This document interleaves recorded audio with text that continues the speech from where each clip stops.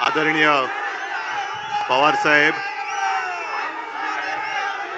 माझे मित्र नाना पाटोलेजी, थोरात साहेब, देशमुख साहेब, आपली खासदार सुप्रियाताई, व्यासपीठावरील सर्वच मान्यवर आणि जमलेल्या माझ्या तमाम देशभक्त बांधवांनो, भगिनींनो आणि मातांनो, उद्या 1 मे आहे, महाराष्ट्र दिन. आज मध्यरात्री मी संयुक्त महाराष्ट्राच्या लढ्यासाठी ज्यांनी ज्यांनी बलिदान केलं त्यांना अभिवादन करायला हुतात्मा स्मारकाकडे मी जाणारच आहे. पण आजच्या या पूर्वसंध्येच्या या सभेत नुसतं हुतात्म्यांना अभिवादन करून नाही चालणार. आपल्याला सगळ्यांना शपथ घ्यावी लागेल की ज्या महाराष्ट्रासाठी स्वतःच्या जीवाची पर्वा न करता बलिदान करून आपल्याला मुंबई मिळवून दिली, महाराष्ट्र मिळवून दिला, ते हुतात्मे आपल्याकडे बघतायत.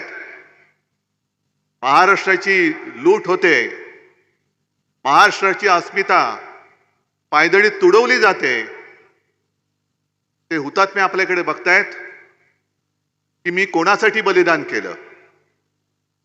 आणि मी शपथ घेऊन त्यांना सांगू इच्छितो आपल्या सगळ्यांच्या वतीने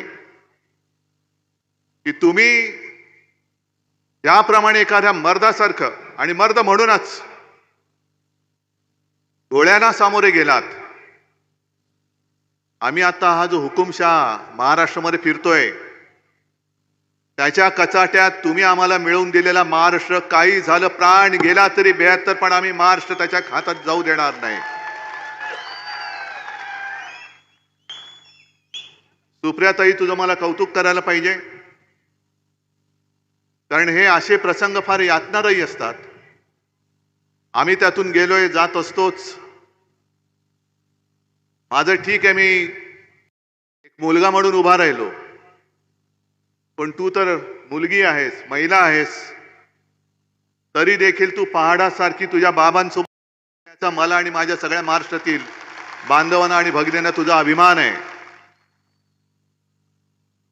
बाकी विषय बोलण्यासारखे खूप आहेत. नाना, तुम्ही सांगितलं की पंतप्रधान कसे फिरतायत, सगळं ट्रॅफिक जाम, पॅक, खाली पण जाम, वरती पण जाम, आणि मध्ये फिरतात. काल पुण्यामध्ये सभा झाली, ठिकाण योग्य होतं, रेसकोर्स.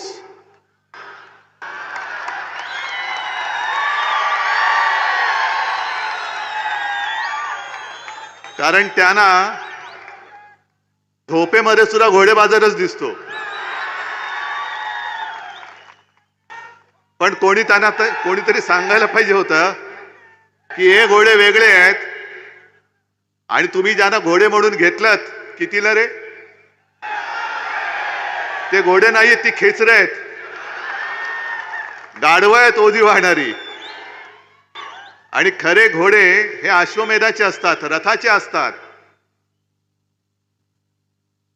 नाही, त्याला घोडा नाही लागत, नाही म्हणजे टरबुजाला हातगाडी लागते, हातगाडी.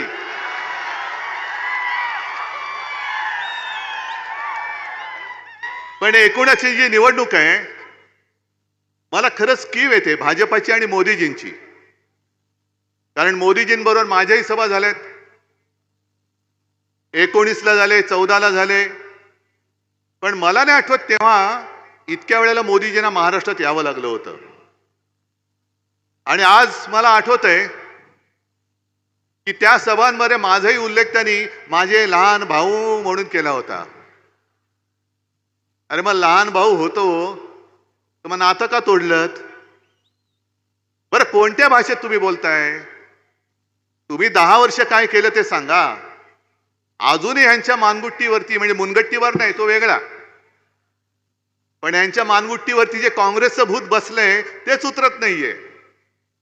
10 वर्ष झाली मोदीजी तुम्ही पंतप्रधान आहात, चिमटे काढून बघा. जनतेला चिमटे काढताय ना महागाईचे, त्याच्यापेक्षा स्वतःला काढून बघा की तुम्ही खरंच पंतप्रधान झाला होतात, कारण आता तुमची खुर्ची जाते.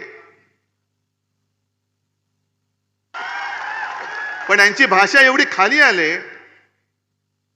काल ते काय म्हणाले, मला असं वाटतं कारण आज अजित पवार म्हणाले की पुढच्या सभेत मी त्यांना विचारीन की भटकती आत्मा ते कोणाला बोललेत. आहेत भटकती आत्मा तुम्ही कोणाला बोललात? पवार साहेबांना बोललात. मग जसे भटकती आत्मा असते ना, तसं काही एक वखवकलेला आत्मा सुद्धा असतो, बुभुक्षित आत्मा असतो. आणि हा वखवकलेला आत्मा कसा असतो माहितीये? सगळीकडे जातो आणि सगळं काय पवार साहेब त्यांच्या मुलीला मुख्यमंत्री करायला लढतायत, मी माझ्या मुलाला मुख्यमंत्री करायला लढतोय. आणि हे स्वतःसाठी लढतायत, मी माझं माझ्यासाठी आणि सगळी कामं मित्रांसाठी. आम्ही आमच्या मुलांसाठी लढतो आहोत. त्यानं मुख्यमंत्री करायचं की नाही हे जनता ठरवेल. कारण मुख्यमंत्री बनायला लोकांची मतं लागतात. ते एका फोनवर जसं तुम्ही बीसीसीआयचा अध्यक्ष केले शहानी त्यांच्या मुलाला, तसं मुख्यमंत्रीपद नाहीये. पण हा वखवकलेला आत्मा सगळीकडे फिरतोय महाराष्ट्रामध्ये.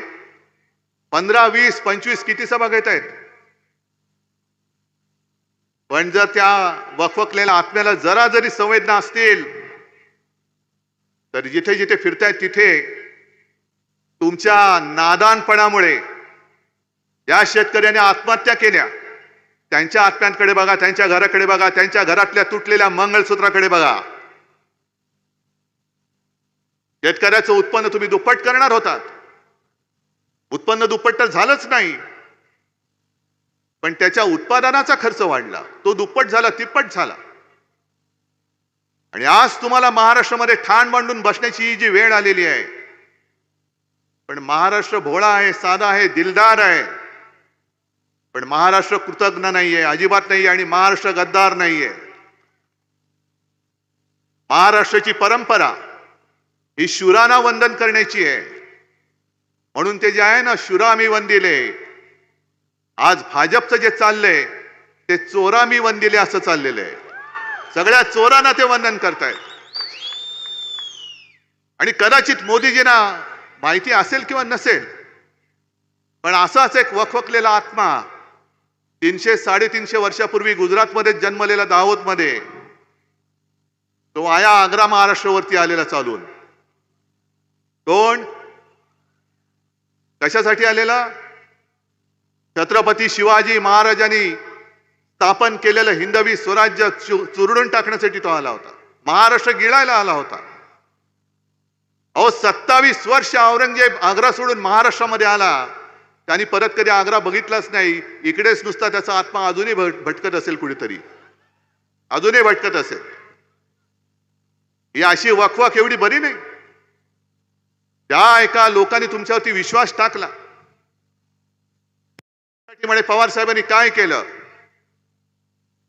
मी तर दर सभेमध्ये विचारतो, ग्रामीण भागामध्ये. मला इथे कल्पना नाही, कारण आता पुणे सुद्धा असं वेडवाकडे वाढलेलं आहे. ग्रामीण भाग कधी संपतो आणि शहरी भाग कधी संपतो, ग्रामीण कधी सुरू होतो, मला कल्पना नाही इकडे. कारण बऱ्याच वर्षानंतर पुण्यात सभा घेतोय. त्याच्यामुळे मला माहित नाही इकडे काही शेतकरी आले असतील किंवा नसतील. आलेत का? नाही, खरंच आलेत. कारण मी दर सभेत विचारतो की पवार साहेबांनी त्यावेळेला केंद्रीय कृषी मंत्री असताना पहिल्या प्रथम देशातल्या शेतकऱ्यांना कर्ज माफ केलं होतं. आणि त्याच्यानंतर मी मुख्यमंत्री झालो. माझ्या सोबत सगळे महाविकास आघाडीचे, आपले नाना तेव्हा अध्यक्ष होते, थोरात साहेब महसूल मंत्री होते, देशमुख साहेब गृहमंत्री होते, हे आता तिकडे जे गेलेत ते अर्थमंत्री होते. आणि कोणी न मागता महाविकास आघाडीच्या सरकारने शेतकऱ्यांची 2 लाखापर्यंतची पीक कर्जाची जी रक्कम होती ती त्यातनं आम्ही तुम्हाला मुक्त केलं होतं. तेव्हा कापसाचे भाव काय होते, सोयाबीनचे काय होते, हे सगळ्यांना माहिती आहे. आम्ही तुमच्यासारखे खोटं नाही बोललो कधी. आम्ही जे बोलतो ते करून दाखवतो, आणि जे करून दाखवतो तेच आम्ही बोलतो. पण ह्यांची वृत्ती एवढी वाईट आहे. आज मला कळत नाही, सुप्रिया तू उल्लेख केला नॅशनल करप्ट पार्टी, आणि क्लीन चिट कोणाला मिळाली? मग 70,000 कोटीचा घोटाळा कोणी केला होता? बँकेचा घोटाळा कोणी केला होता? बरं ते सोडून द्या. काल परवाकडे आपले मोदीजी शिवसेनेला, हो माझ्या शिवसेनेला, माझ्या वडिलोपार्जित शिवसेनेला नकली सेना म्हणाले. कारण त्यांच्या बरोबर आहे गद्दारांची फौज, गद्दारांची टोळी, गाढवांची टोळी, ही त्याला ते सेना मानतायत. मग मोदीजी मला सांगा, आज जर का न्याय तुम्ही लावलात तर तुम्ही जे बोलला होतात नॅशनल करप्ट पार्टी, आता आमचंही चिन्ह गद्दारानं दिले आणि पवार साहेबांचं पण गद्दारानं दिलेलं आहे. मग नॅशनल करप्ट पार्टी ही इकडे आहे का तुमच्या सोबत आहे? मग ही कशी चालते तुम्हाला नॅशनल करप्ट पार्टी? ही एका बाजूला आमच्यावरती टीका करायची नकली सेना, पण अख्खी भ्रष्टाचारांची फौज. म्हणजे मी कालपासून जे बोलतोय, एक अकेला सब पे भारी, सोबत सगळे भ्रष्टाचारी, सगळे सोबत भ्रष्टाचारी आहेत. यांची नीती अशी आहे, मी तर हा प्रश्न दरवेळेला विचारतो, जी शिवसेना अख्खी, या शिवसेनेने तुम्हाला कठीण काळात जी मदत केली म्हणून तुम्ही पंतप्रधान झालात, ती शिवसेना तुम्ही संपवायला निघालात. या शिवसेना प्रमुखांनी अत्यंत कठीण आणि प्रतिकूल काळामध्ये सुद्धा मोदींना जेव्हा वाजपेयी काढायला निघाले होते तेव्हा मोदींची बाजू घेतली होती. त्या बाळासाहेबांच्या शिवसेनेला तुम्ही संपवायला निघालात आणि मग कोणाचा तुम्ही प्रचार करताय? मी कालच्याही सभेत विचारला प्रश्न, तोच तुम्हाला विचारतो. तुम्ही युट्यूब बघता ना? मग त्या रवीश कुमारनी काल एक व्हिडिओ टाकलाय, भारतातलं सगळ्यात मोठं सेक्स स्कॅन्डल. मुद्दामून बघा, मोदींना कोण हवे आणि कोण नको. त्या कर्नाटकामध्ये देवेगौडांचा नातू प्रज्वल रेवण्णा, त्याचं ते सेक्स स्कॅन्डल, त्याच्या चित्रफिती मागून चित्रफिती आलेल्या आहेत आणि मोदीजी त्याचा प्रचार करतायत. ह्याला मत द्या म्हणजे मला मत मिळेल, त्यांना मत मिळेल. त्या रेवन्नाचे हात बळकट करा, कशाला आणखीन फिल्म काढायला? अशी सगळी माणसं, ते तर झालंच, ही यांची नीती. आणि वरपासून खालपर्यंत, म्हणून मी यांना फेकड फाकड जनता पार्टी म्हणतो. ते उगाच नाही बोलत, मुद्दामून बोलतोय त्यांना. मी फाकड एवढ्यासाठी म्हणतो कारण यांनी कधी कोणताही विचार दिलेला नाही, कोणताही आदर्श निर्माण केलेला नाही अशोकरावांचा सोडला तर. ना नेता दिला, ना विचार दिला. आणि स्वातंत्र्याच्या लढ्यात तर ते कधीच नव्हते. उद्याच्या 1 मेच्या संयुक्त महाराष्ट्राच्या लढ्यामध्ये सुद्धा तेव्हाचा जनसंघ सामील झालेला नव्हता. कारण माझे आजोबा त्यावेळेला अग्रणी होते. शिवसेना प्रमुख तेव्हा शिवसेना नव्हती, पण माझे वडील म्हणजे बाळासाहेब, माझे काका म्हणजे श्रीकांत ठाकरे, हे सुद्धा माझ्या आजोबांच्या खांद्याला खांदा लावून लढत होते. आणि हा इतिहास 300-400 वर्षापूर्वीचा नाहीये, हा आता 60-65 वर्षापूर्वीचा आहे. जनसंघ त्यावेळेच्या संयुक्त महाराष्ट्र समितीमध्ये सामील झाला होता. पण कशासाठी? घुसायचं आणि काय मिळेल ते घेऊन बाहेर यायचं. संयुक्त महाराष्ट्र समितीमध्ये तो सामील झाला आणि जेव्हा निवडणूक लढवण्याची वेळ आली तेव्हा सुद्धा आत्ता सारखाच जागा वाटपावरून घोळ करून पहिली जी संयुक्त महाराष्ट्र समिती कोणी जर का फोडली असेल, ती पाप कोणी केलं असेल तर या भाजपच्या तत्कालीन बापाने म्हणजे जनसंघाने केलेला आहे. म्हणजे यांचा महाराष्ट्र द्वेष हा तेव्हापासूनचा आहे. काल माझी जी सोलापूरला सभा झाली, आज मोदीजी धाराशिवला, म्हणजे त्यांच्या भाषेत उस्मानाबादला होते. मी मोदीजींना जाहीर विनंती म्हणा, आव्हान म्हणा, आव्हान म्हणा, त्यांना मी म्हटलं होतं, शिवसेनेचं जे एक मशाल गीत आहे, त्या मशाल गीतामध्ये तुमच्या सगळ्या अशा ज्या घोषणा आपण देतो ती घोषणा आहे जय भवानी जय शिवाजी. हे मोदींचे जे घरगडी आहेत निवडणूक आयोग, त्यांनी त्यातल्या जय भवानी शब्दाला आक्षेप घेतला. नाही म्हणे तो काढा. म्हटलं कसं काढा? तो जर का काढला तर यांची जी काही बिन आत्म्याची शरीरं फिरतायत तशी आमची अजून झालेली नाही. आमच्या शरीरात आता आजही आत्मा आहे. जय भवानी जय शिवाजी आमचा आत्मा आहे. ही बिना आत्म्याची जी भटकती शरीरं फिरतायत त्यांना जय भवानी जय शिवाजीचं महत्व नाही कळणार. आणि मोदीजी काय सगळी जी नाटकं करतायत, समुद्राच्या बुडाशी जाऊन आले द्वारकेच्या इकडे, ना चांगली गोष्ट आहे. जय श्रीराम, आम्ही जय श्रीराम म्हणतो, बजरंगबली की जय आम्ही म्हणतो, पण तुम्हाला जय भवानी बद्दल एवढा मत्सर का? तुम्ही समुद्राच्या बुडाशी जाऊन आलात, पण धाराशिवला जाऊन तुळजा मातेच्या दर्शनाला अजून तुम्ही गेलेला नाहीत. पंतप्रधान पद बसल्यापासून त्याच्या आधी पण ना मला कधी देवेंद्र तिकडे गेल्याचं आठवत, ना मोदी तुळजाभवानीच्या दर्शनाला गेलेलं आठवत. तुमचा महाराष्ट्र द्वेष हा इथपर्यंत भिनलाय. आणि तुम्हाला जे बहुमत पाहिजे, पाशवी बहुमत पाहिजे, ते घटना बदलण्यासाठी हे आता उघड झालेलं आहे. त्यांचं आजपर्यंत कसं होतं 2014 आणि 19ला मोदी बोले आणि जग हाले. आता जग तिकडेच आहे, पण मोदीच हलतायत, कारण काहीच चालत नाहीये. जे बोलतायत ते फसतंय. आधी 400 पारचा नारे दिल्यानंतर जनता म्हणते तडीपार. त्याच्यानंतर मग ते मुलांवरती आले, मांस मच्छीवरती आले, भटकत्या आत्म्यावरती आले. 400 पार म्हटल्यानंतर लोकांच्या लक्षात आलं की यांना पाशवी बहुमत का पाहिजे, तर देशाची घटना बदलायला पाहिजे. आणि देशाची घटना का बदलायची? पुन्हा तिकडे महाराष्ट्राचा द्वेष आहे. कारण ज्या महाराष्ट्राच्या सुपुत्राने डॉक्टर बाबासाहेब आंबेडकर, एक साधा दलित कुटुंबात जन्मलेला माणूस, त्यांनी देशाची घटना लिहिली.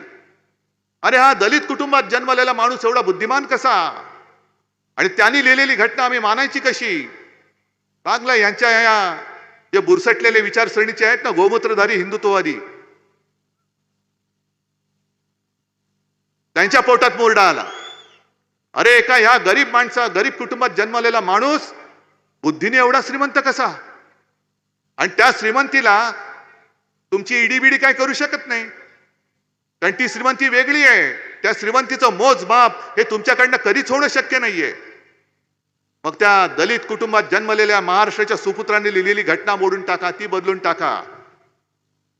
पण याद राखा, भाजपवाल्यानं तुम्हाला आज जाहीर इशारा देतोय, तुम्ही परत तर सत्तेवर येत नाहीच आहात, पण जर घटनेला बदलण्यासाठी हात लावाल तर संपूर्ण देश पेटल्याशिवाय राहणार नाही, एवढं लक्षात ठेवा. असेल हिम्मत तर घटना बदलण्याची नुसती तुम्ही एक तयारी करून दाखवा. आरक्षण रद्द करणं हे म्हणे आम्हाला मंजूर नाहीये. मग मंजूर नाही, मग 10 वर्षामध्ये दिलं का नाही आरक्षण? जसं केजरीवाल यांच्या दिल्ली सरकारचे अधिकार कोर्टाने त्यांच्या केजरीवालच्या बाजूने निकाल दिला, पण यांनी तत्काळ लोकसभेमध्ये एक बिल आणलं आणि पाशवी बहुमताच्या जोरावरती कोर्टाचा निर्णय फिरवलात. मग माझ्या धनगर समाजाचा, मराठा समाजाचा आम्ही सांगत होतो तुम्ही घ्या तिकडे अधिवेशन, आम्ही पाठिंबा देतो, का तुम्ही आरक्षण नाही त्याने दिलं? पण आपण काय केलं हे सांगायचं नाही.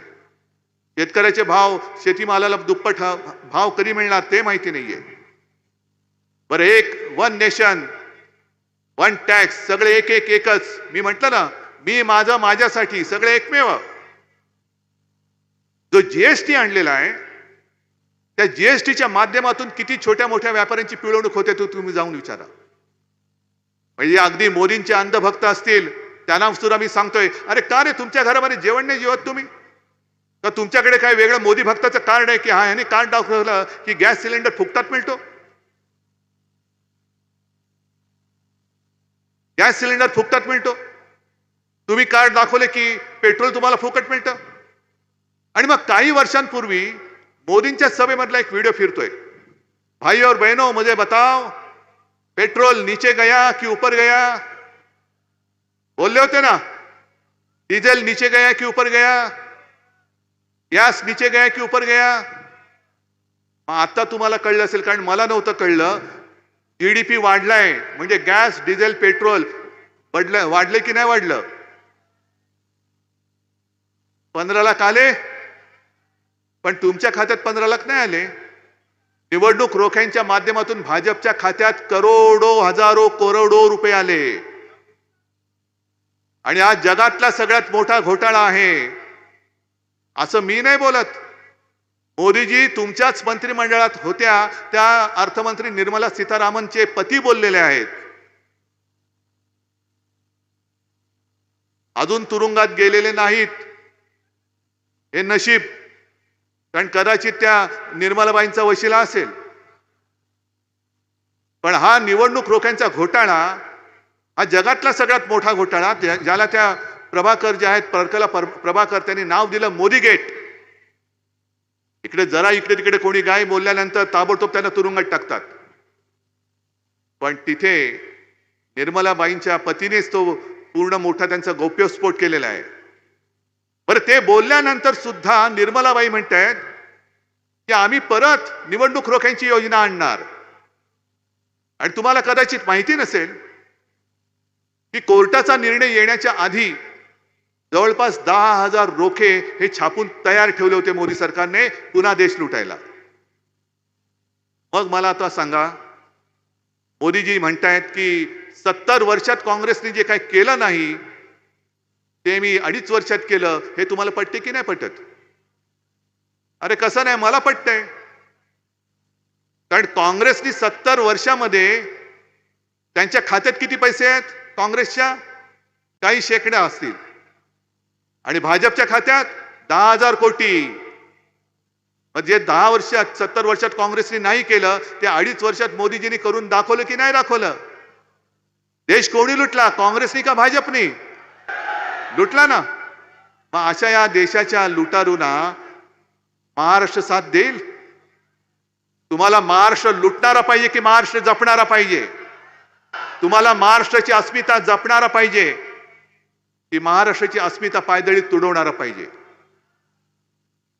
आणि अजूनही कोणाला जर का खोटं वाटत असेल तर मी आत्मविश्वासाने सांगतो की येत्या निवडणुकीमध्ये भाजपा तडीपार होणार म्हणजे होणारच. इंडिया आघाडीचे 300च्या वरती खासदार निवडून येणार म्हणजे येणारच. कोणाचा विश्वास नसेल, पण तुम्हाला आणखीन एक गोष्ट सांगतो. काही वर्षापूर्वी भाजपचे संपूर्ण देशात फक्त 2 खासदार होते. तेव्हा जर का कोण बोललं होतं की भाजपचे आज 2 खासदार आहेत, बघा तुम्ही काही वर्ष त्यांचे 300च्या वरती खासदार येतात की नाही, लोकांनी वेड्यात काढलं असतं. आज मी सांगतो यांचे 300 खासदार आहेत, ते परत 2 खासदार झाल्याशिवाय राहणार नाही. पण हे 2 कोण निवडून आले पाहिजे तुम्हाला माहितीये? हे 2च निवडून आले पाहिजेत. असे 2च आले पाहिजेत, कारण त्यांना दिसलं पाहिजे की संपूर्ण बाकी जेवढे खासदार आहेत ते इंडिया आघाडीचे बसलेले आहेत. द्या उत्तर त्यांना. आणि हा बदल तुम्ही करू शकता. हा बदल करू शकता, नक्की करू शकता. एका बोटाच्या ताकदीवरती तुम्ही या हुकुमशाला गाडू शकता. ही ताकद तुमच्या बोटामध्ये. आणि या बारामती मतदारसंघात जे काही घडतंय हे फार क्लेशकारक आहे. म्हणजे मी बोललो ना, घर फोडणारी सगळी वृत्ती आहे. खरं म्हणजे यांना कोणी लग्नामध्ये बोलूच नाही. कारण लग्नाला जातील, श्रीखंड पुरी पुरणपोळ्या किती खाता बरे? मी 25, मी 50. खातील पितील, ढेकर देतील आणि नवरा बायकोत भांडणं लावून पुन्हा दुसऱ्या लग्नात जेवायला जातील. त्याच्यामुळे पुन्हा निवडून येता कामा नयेत. मी आज इकडे सुप्रियाताईच्या मतदारसंघात आहे, पण बाजूला आपले कोण आहे? दंगेकर. आणि त्यांनी एक चमत्कार करून दाखवलाय. आता मोठा चमत्कार करायचा आहे. अरे आहेत ना, आता तुम्हाला मोठा दंगा करायचा आहे. म्हणजे तसा दंगा नाही लोकसभेमध्ये.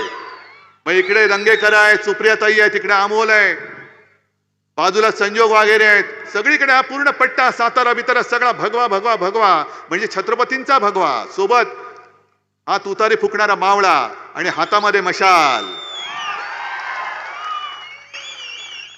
आणि ही लढाई कशी आहे एवढंच फक्त तुम्हाला सांगतो की भाजपची वृत्ती कशी आहे. काय काय म्हणी अशा असतात की त्याचा अर्थ कळत नाही, पण अनुभव आल्यानंतर कळतो. आणि म्हणूनही तुम्हाला मुद्दामून गोष्ट सांगतोय. एक मोठा डेरेदार वृक्ष होता. आता किती वर्षाचा मी काय बोलत नाही, तर पवार साहेब म्हणतील की अजून मी तरुण आणि तरुणच आहात तुम्ही, कारण तरुणाला लाजवेल असा उत्साह आहे तुमच्यामध्ये. त्याच्यामुळे तुमचा आणि झाडाचा वयाचा संबंध नाही, पण एक शेकडो वर्षाचं झाड होतं, चांगलं मोठा त्याचा बुंदा, हे ठेव. मोठा त्याचा बुंदा होता, असा विस्तार होता, पानं फुलं छान डवरून यायची, प्रत्येक सीझनला पानं झडायची, नवीन पानं यायची, फळं यायची. मग झाडावरती काही बांडगुळं होती, काही माकडं खेळायची, काही पक्षी होते तिकडे. पक्षी तर दरवर्षी तिकडे घरटं बांधायचे आणि अनेक पक्ष्यांच्या अनेक पिढ्या त्या झाडावरती जन्माला आल्या होत्या.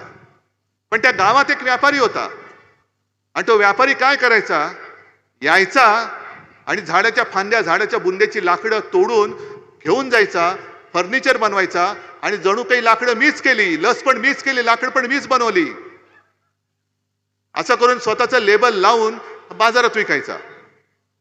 एक दिवस असंच सगळं छान चाललं होतं, पण तो व्यापारी कुऱ्हाड घेऊन आला आणि झाडाच्या बुंद्यावरती घाव घालायला लागला, लाकूड तर पाहिजे. सगळे चित्कारायला लागले, पक्षी चित्कारायला लागले, माकडं घाबरली. पक्ष्यानं वाटलं आता या झाडाला किती यातना होत असतील, किती वेदना होत असतील. एक पक्षी जो होता तो झाडाबरोबर बोलायचा आणि त्याला सांगितलं की अरे दादा, तुला खूप वेदना होत असतील ना रे. झाडाने काय सांगितलं, नाही हे लाकूड तोडतात त्या वेदना मी सहन करतो, पण खऱ्या यातना कशामुळे होत आहेत, तो व्यापारी जो कुऱ्हाड वापरतोय ना, त्या कुऱ्हाडीचा दांडा माझ्या लाकडाचा बनलेला आहे. ही व्यापारी वृत्ती. या झाडाचं लाकूड तोडून तेच झाड तोडायला लावताय तुम्ही.